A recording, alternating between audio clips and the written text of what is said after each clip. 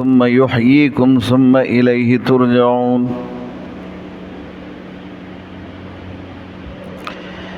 پہلے آیتوں میں اللہ کے ان انعامات کا ذکر جو انسان اپنی زندگی میں اس سے فائدہ اٹھاتا ہے۔ زمین اور زمین کے اندر اللہ کے وہ تمام نعمتیں جو انسان اپنی زندگی میں استعمال کرتے ہیں،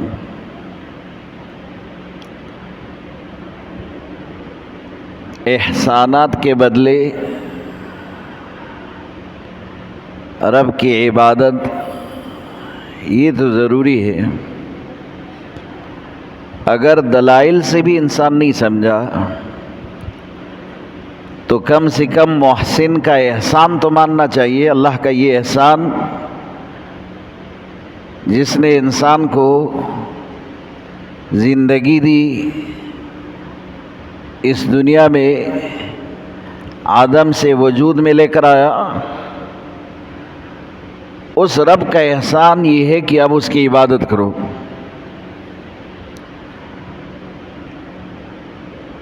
اللہ کہتے تعجب ہے، کیف تکفرون، تم کیسے کفر کر سکتے ہو باللہ، اللہ کی ذات پر،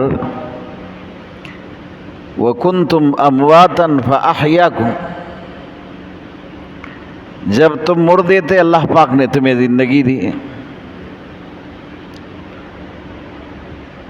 کہ انسان اس کی تخلیق جس مادے سے ہوئی ہے وہ مردہ صورت میں غذا کی صورت، پانی کی صورت، بہنے والا، منجمد، یہ تمام اجزاء کو ملا کر اس میں سے وہ نطفہ بنایا جس نطفے سے انسان کو اللہ پاک نے پیدا کیا۔ اور چونکہ انسان کی یہ زندگی اور یہ موت جس میں کوئی زیادہ فاصلہ نہیں، تو اللہ پاک نے کنتم امواتن فاحیاکم، فا برائے تعقیب، اب تے نہیں، اللہ پاک نے وجود دیا، اللہ پاک نے آپ کو بنایا، آپ کو پیدا کیا۔ اور چونکہ جب تمہیں موت دیں گے اور دوبارہ پیدا کریں گے اس میں وقت لگے گا، برزخ کی ایک لمبی زندگی، پھر اس کے بعد آخرت میں آپ اٹھیں گے اور پھر خدا کے سامنے پیشی ہوگی، ثم یمیتکم، پھر اللہ پاک تمہیں موت دیں گے، کیونکہ دنیا کی ایک لمبی زندگی آپ نے گزاری، تو اس لیے ثم سے کہا، ثم یمیتکم، کہ اب جب تمہاری زندگی دنیاوی ختم ہوگی تو پھر اللہ پاک تمہیں موت دیں گے۔ پہلے آدم سے وجود میں آئے، پھر دنیا کی زندگی اللہ نے دی، اس زندگی کو تم نے دنیا میں پورا گزارا، اب پھر آپ کو موت آ رہی ہے، ثم یمیتکم، اللہ پھر تمہیں موت دیں گے۔ اور پھر کہا کہ ثم یحییکم، یہاں بھی ثم کہا کہ اس میں بھی ایک فاصلہ ہے، برزخ کی زندگی ہوگی، پھر اس کے بعد آپ آخرت میں اٹھیں گے، تو وہاں ثم یحییکم ثم الیہ ترجعون، اور پھر تم رب کے سامنے واپس لوٹ کے جاؤ گے، اور دنیا کی اس زندگی کا وہاں محاسبہ ہوگا، تم اپنے رب کو حساب دیں گے۔ اب اللہ کہتے ہیں تو پھر کیسے تم کفر کر سکتے ہو؟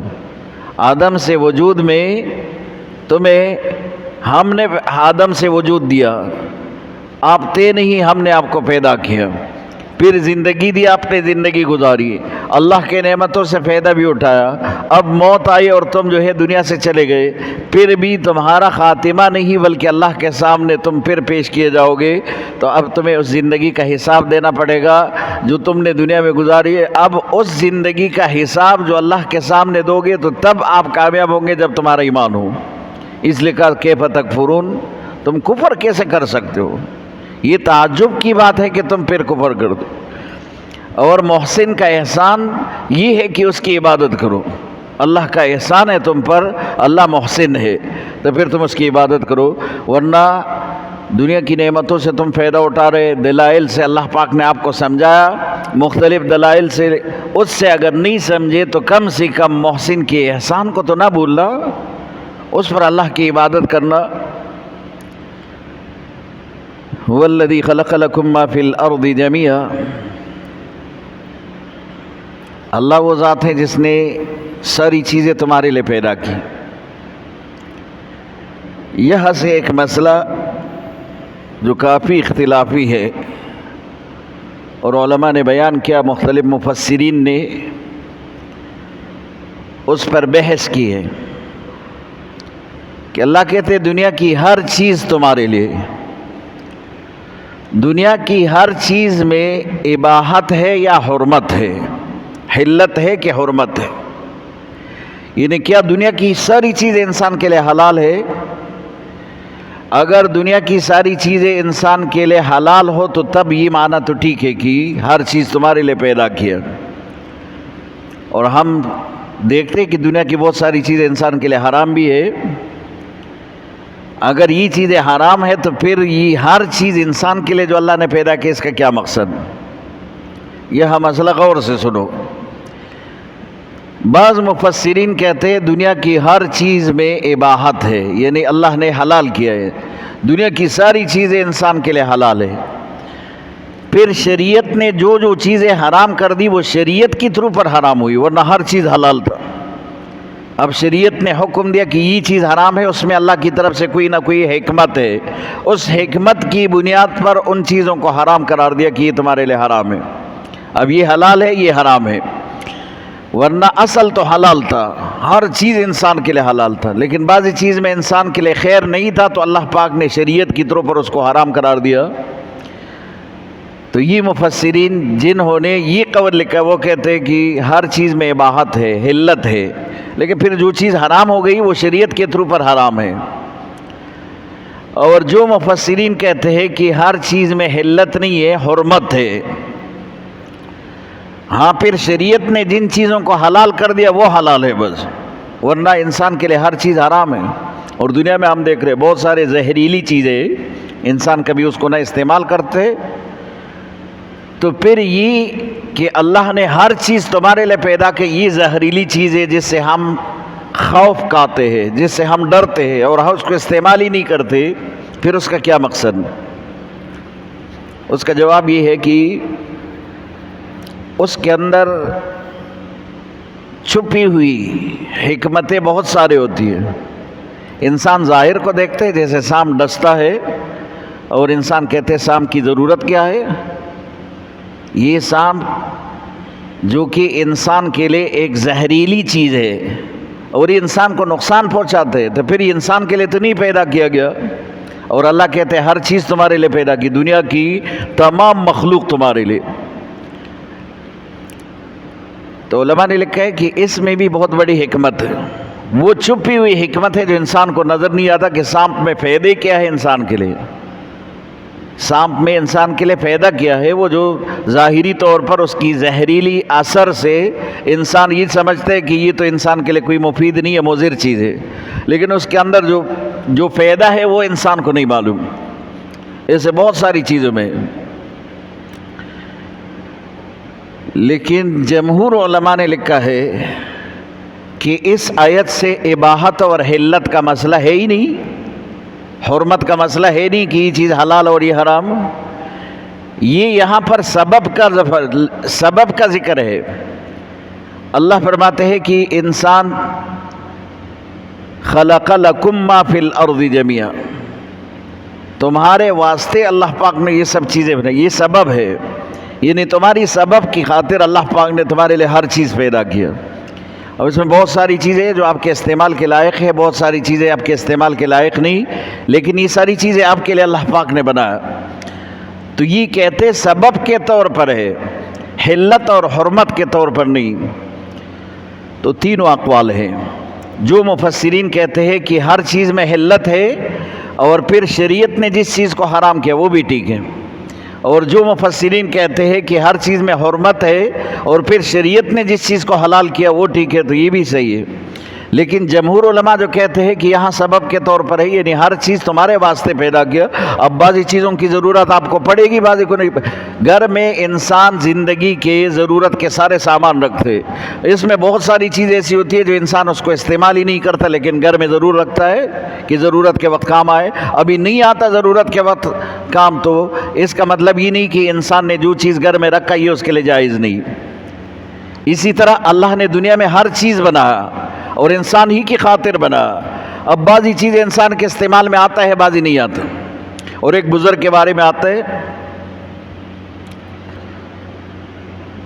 وہ پہلے ہر چیز پر غور کرتے تھے کہ اللہ پاک نے ساری چیزیں انسان کے لیے بنائی ہے. تو اس نے ایک حشرات الارض میں سے ایک چھوٹا سا جاندار دیکھا. منگ ورطا پختو کی گونگٹ ہوئی، واللہ کداغی اردو کے معنی راضی چیز سے اردو ہوئی. گونگٹ تور غنی گونگٹ ہی بری بلفونوں پر سلپاسن خری. اس کو دیکھا اور سوچا کہ اس کی کیا ضرورت. اور آپ سب لوگ اس کو شاید جانتے ہوں گے کہ وہ گوبر کو جمع کرتے، چھوٹی سی ٹکیاں بناتے ہیں، پھر اس کو لے جاتے ہیں، پھر وہ اتنا بڑا کر دیتے ہیں کہ اس کا وہ جہاں پر بل ہوتا ہے، سوراخ ہوتا ہے، وہ چھوٹا پڑ جاتے ہیں اور یہ بڑا ہو جاتے ہیں، پھر جو ہے اس کا محنت ضائع. تو اس بزرگ نے دیکھا کہ اللہ تو کہتے ہیں ساری چیزیں آپ کے لیے بنائی ہے، تو اس گھونگھٹ کا کیا فائدہ، یہ تو ہمارے لیے کیا فائدہ دے سکتا ہے، یہ تو ایسے بیکار چیز ہے. اور اتفاق سے وہ آدمی بیمار ہوا اور پھر بیماری میں مختلف حکیموں سے علاج کرتا رہا. اور جب حکیم بھی اس کے علاج سے تنگ آ گئے کہ اس کا علاج نہیں ہو سکتا، تو اس کو گھر بھیج دیا کہ اب آپ کا علاج ناممکن ہے، کیونکہ آپ کی بیماری معلوم نہیں ہو سکتی، اور جب بیماری معلوم نہ ہو تو علاج کیسے ہوگا.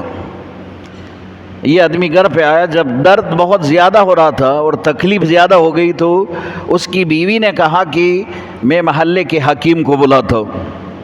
تو اس نے کہا کہ اتنے بڑے سارے حکیم دنیا کے بڑے بڑے دور ممالک سے آئے، اس سے علاج کروایا نہیں ٹھیک ہوا، تو اب محلے کے حکیم کیا علاج کر سکتے.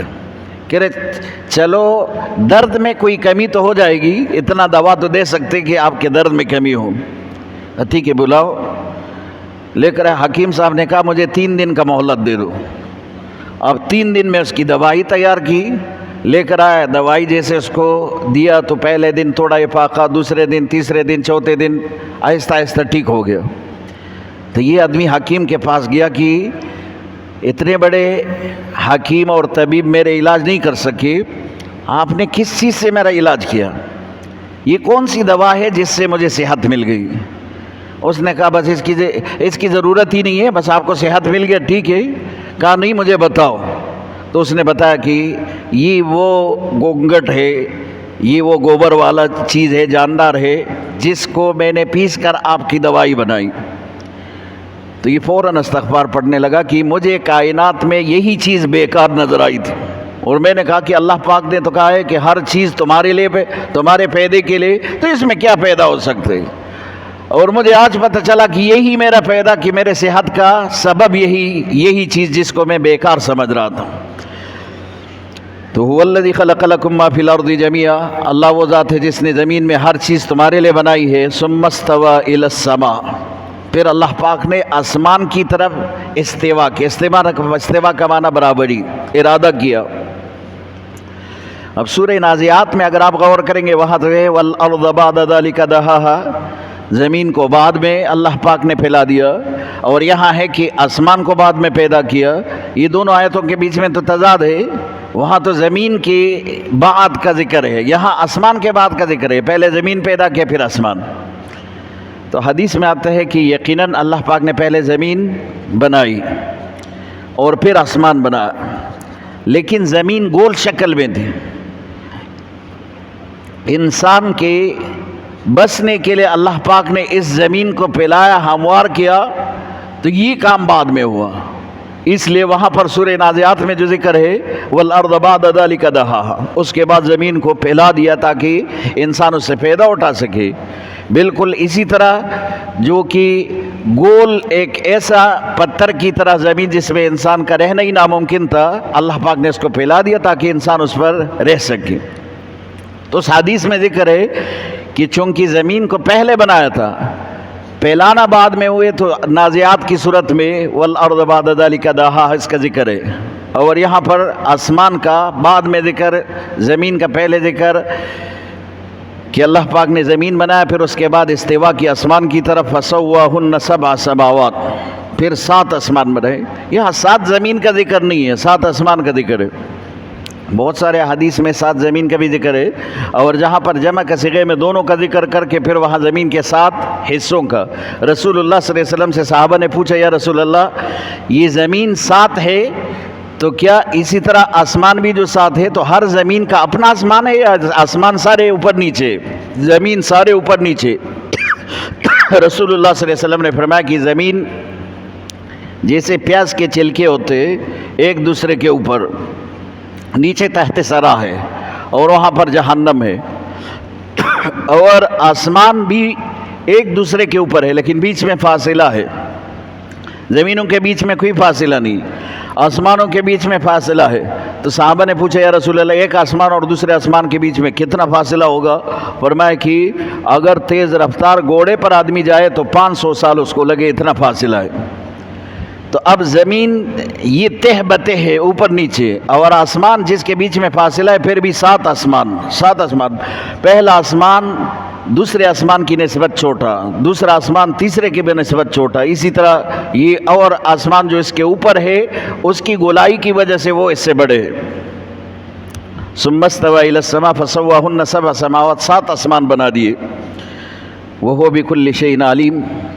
اب ان آسمانوں میں، زمین میں انسان اور جتنے کائنات کی مخلوق رہتے اور جو عمل کرتے ہیں، اللہ ہر چیز کو جانتا ہے، کائنات کی ہر چیز پر اللہ کو خبر ہے۔ کوئی چیز ایسا نہیں کہ اس کی حرکت سے اللہ کو خبر نہ ہو، تو ہر چیز کی اللہ کو خبر ہے۔ وآخر دعوانا